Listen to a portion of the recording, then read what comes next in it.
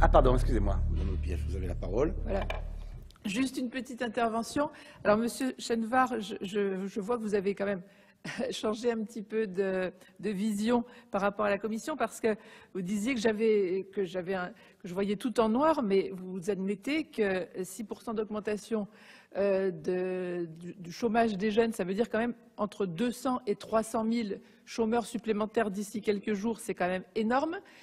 Moins 800 000 emplois sur l'ensemble du territoire. Du coup, moi, j'aurais bien aimé savoir sur notre territoire, enfin c'est-à-dire sur la région, combien de petites et moyennes entreprises ont mis la clé sous la porte depuis la crise du Covid, parce que je sais que sur l'ensemble du territoire national, c'est moins 400 000 entreprises.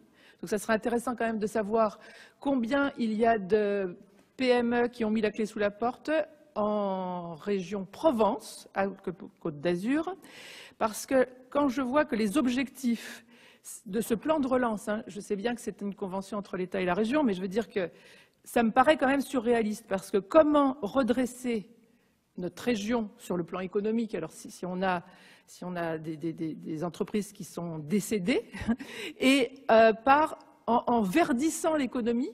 Alors, je sais bien que vous prenez l'argent à partir du moment où on nous offre de l'argent. Il suffit de dire verdir l'économie pour qu'on reçoive de l'argent. Mais enfin bon, verdir l'économie, je ne vois pas comment ça va ressusciter les entreprises. Consolider la base productive, c'est très intéressant, mais s'il n'y a plus d'entreprises, je ne vois pas comment on va la consolider.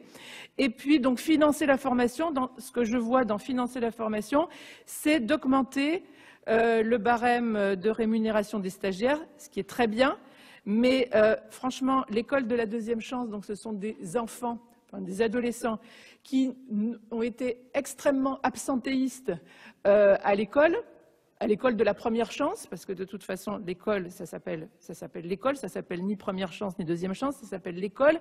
L'éducation nationale met énormément d'argent, c'est le deuxième budget de la France, et donc on offre une école de la deuxième chance à des enfants qui n'ont pas respecté la loi, et donc je ne vois pas vraiment comment on va ressusciter notre économie avec ces objectifs-là. Voilà, c'est ce que je voulais dire.